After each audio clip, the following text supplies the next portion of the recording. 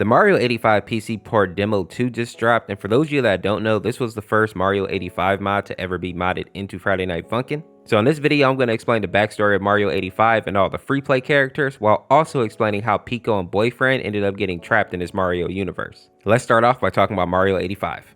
Now, for those that don't know, Mario 85 is basically like a demonic version of Mario. He basically takes on the skin of Mario in order to trick people into thinking that he's a calm, little well-mannered man, but in actuality, he's a giant demon. Now, in his actual creepypasta, he can literally drag people into his bootleg copy of Mario, basically forcing them to play the game. Now, that doesn't sound too bad, especially if you're a gamer. Being in the Mario world may not be that terrible, but what he does when you actually find him is he transforms into his true shape and he chases you down, and if he actually catches you, he consumes your soul. In the actual creepypasta, there's a little boy named Lucas that ends up being taken into the video game, and he ends up losing his soul to MX. What makes matters even worse is that he's pretty much unstoppable, meaning that you can't fight him and there's nothing that'll actually block his path. He'll just break through everything. And the sad fact that we actually get to see in the Mario 85 PC port game is that he actually unalives Toad, he throws him at the flagpole, and he basically cuts him in half.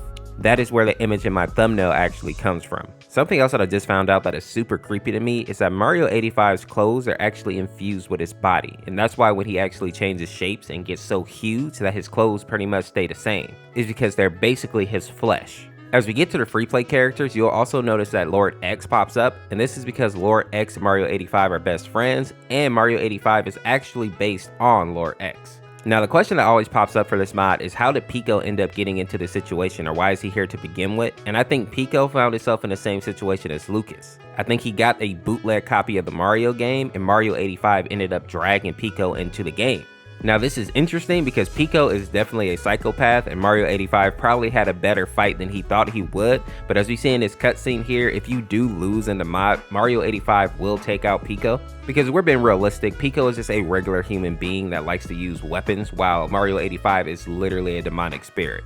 But I do find it kind of interesting and also kind of funny that Pico came to the fight with the Uzi already out, basically understanding from the start that this version of Mario was evil and he was ready to take shots if he needed to.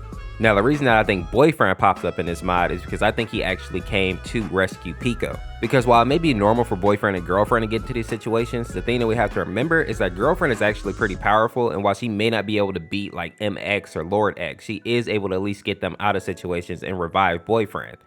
Pico, on the other hand, doesn't really have anybody at his side because realistically, Nene and Darnell are not going to be able to help him in a situation like this. And I don't know if this is going to show up into the mod at some point because this is still just a demo, but in one piece of artwork, it actually shows Girlfriend in her demon form kind of flying Pico out of this universe. So I think at some point this may be like more canon and more into the lore to the actual mod. Now, when we look at the free play, we actually get to see Lord X and Mario 85 battling against each other. The funny thing here, though, is that these two are best friends, so they're not actually battling against each other like in an antagonistic way. They're actually just kind of hanging out. This is why they're just kind of looking relaxed and actually smoking cigars. And the scariest thing about this is that these two are very powerful on their own, but these two together would be pretty much unstoppable. In reality, it wouldn't matter if Girlfriend, Daddy Dearest, Mommy Maris, and whoever else went up against these two. They would probably slap anybody who approached both of them at the same time. That's how strong they are. Now, some people are curious about the beatboxing scene where Boyfriend is battling against Mario beatboxing. Now, this is actually from a YouTuber named Bateria Humana Beatbox. It's a video that he made like 2 years ago that went semi-viral.